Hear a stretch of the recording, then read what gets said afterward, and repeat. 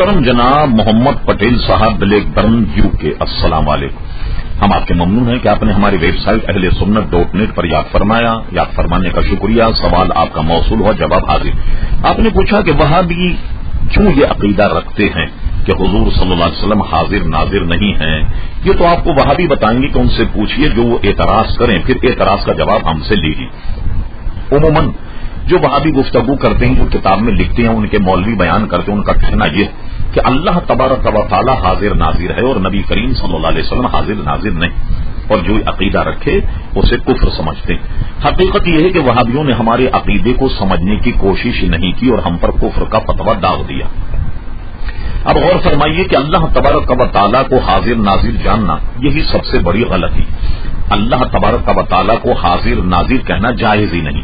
اب ملاحظہ فرمائیے، اللہ تبارک و تعالیٰ کے اسماء گرامی عموماً قرآن مجید فرقان حمید کا پہلا صفحہ جب آپ کھولیں تو اس پر اللہ تبارک و تعالیٰ کے 99 نام لکھے ہوتے۔ آپ ان پورے ناموں کو پڑھیے اور دیکھیے کہ کیا ان ناموں میں کوئی نام اللہ تبارک و تعالیٰ کا حاضر اور ناظر ہے؟ کوئی نام اللہ تبارک و تعالیٰ کا حاضر ناظر نہیں، اور اللہ تبارک و تعالیٰ کو حاضر ناظر کہنا یہ اس کی شان کے لائق ہی نہیں۔ ملاحظہ فرمائیے، حاضر اسے کہتے ہیں جو جسم اور جسمانیت کے ساتھ سامنے موجود ہو، ظاہر ہے کہ اللہ تبارک و تعالیٰ اس سے پاک، اور ناظر کہتے ہیں علامہ امام راغب اصفہانی جنہوں نے قرآن مجید فرقان حمید کی لغت لکھی، وہ فرماتے ہیں کہ ناظر کا معنی آدمی کی آنکھ کا وہ سیاہ قسم کا تل ہے کہ جس سے آدمی دیکھتا ہے، اس کو ناظر کہتے ہیں۔ مثلا ایک آدمی اپنے جسم اور جسمانیات کے ساتھ، بینائی کے ساتھ، آنکھوں کے ساتھ کہیں موجود ہو، ہم کہیں گے یہ حاضر بھی ہے، اور چونکہ اندھا نہیں ہے دیکھتا ہے لہذا یہ ناظر بھی۔ ایک عام آدمی کو ہم کہہ سکتے ہیں کہ یہ ہمارے دربار میں یا ہمارے سامنے حاضر و ناظر ہیں، یہ شرک نہیں ہوگا۔ تو حضور علیہ السلام کو حاضر ناظر کہنا کیوں کر شرک ہوگا؟ بہت ممکن کہ آپ یہ جواب ہمارا سن کر چونک گئے ہوں گے کہ اللہ تبارک و تعالیٰ کو حاضر ناظر ہم نے انکار کر دیا، نہیں، بلکہ یہ جو لفظ ہیں یہ اللہ تبارک و تعالیٰ کی شان کے لائق نہیں۔ علماء نے اس کا ہم معنی یہ بیان کیا کہ اللہ تبارک و تعالیٰ اپنے علم اور قدرت سے سارے جہاں پر موجود ہے، شاہد اور موجود ہے اپنی قدرت کاملہ۔ ہم اگر یہ کہیں گے اللہ تعالیٰ ہمارے کمرے میں حاضر ہے تو کیا اللہ تبارک و تعالیٰ کی ذات ایسی جو کمرے میں آ جائے؟ بلکہ وہ تو بڑی وسیع عقل میں نہیں آتا، تو عقل کا معاملہ یہ نہیں۔ اس لیے جب اللہ تعالیٰ کو حاضر ناظر کہنا لفظی اعتبار سے جائز نہیں تو حضور علیہ السلام کو حاضر ناظر کہنا کیوں کر شرک ہوگا؟ ایک بات تو یہ۔ اصل میں مسئلہ جو مقدمہ ہے اہل سنت جماعت کا وہ یہ ہے کہ حضور صلی اللہ علیہ وسلم اپنی قبر انور میں جلوہ گر، لیکن سارے عالم کو ایسے دیکھ رہے ہیں جیسے ہاتھ کی ہتھیلی کو دیکھ رہے ہوں۔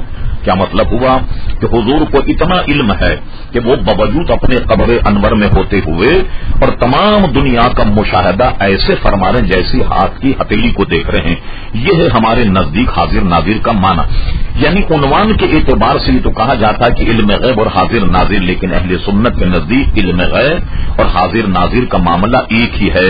یعنی حضور اپنے ایک جگہ رہتے ہوئے سارے عالم کو مثل کف دست ملاحظہ فرما رہے ہیں، یہ معنی ہمارے یہاں حاضر ناظر کے۔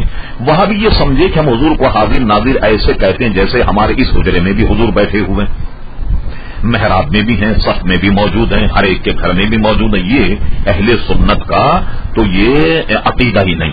اور رہا کہ حاضر ناظر ہونا، جو وہابی اعتراض کرتے ہیں انہوں نے خود اپنے بزرگوں کی کتابوں کو پڑھا ہی نہیں۔ مولوی محمد قاسم نانوتوی صاحب نے اپنی کتاب تحذیر الناس میں وہ استدلال کرتے ہیں، فرماتے ہیں کہ اولا، یعنی حضور کے لیے فرمانا کہ اولا بالمؤمنین من انفسہم، تو فرماتے اولا بمانے اقرب ہوا۔ ملاحظہ فرمائے تحذیر الناس، قاسم نانوتوی توجیہ فرماتے ہیں کہ اولا بمانے اقرب ہوا تو حضور علیہ الصلوۃ والسلام کو اپنی امت کے ساتھ وہ قرب حاصل ہے کہ ان کو ان کی جانوں کے ساتھ بھی یہ قرب حاصل نہیں۔ اور فرمائیے سب سے بڑے وہابی مولوی قاسم نانوتوی صاحب اولا کا معنی قریب نہیں بلکہ اقرب کرتے ہیں، اور اتنا اقرب کرتے ہیں کہ ہماری جان سے بھی زیادہ حضور علیہ السلام ہمارے قریب ہیں. بڑی حیرت کی بات ہے کہ وہابیوں نے ان پہ تو کفر کا فتویٰ نہیں لگایا اور ہم پر کفر کا فتویٰ لگا دیا. محترم پٹیل صاحب، اگر آپ مزید جاننا چاہیں تو پاکستان کے کسی کتب خانے سے آپ رابطہ کیجیے. حضرت علامہ سید احمد سعید شاہ صاحب کاظمی غزالی زماں رحمت اللہ علیہ کی حاضر ناظر کے عنوان پر 2 مختلف کتابیں ہیں، 2 جلدیں. اسے آپ ملاحظہ فرمائیں تو ساری گفتگو آپ کی سمجھ میں آ جائے گی.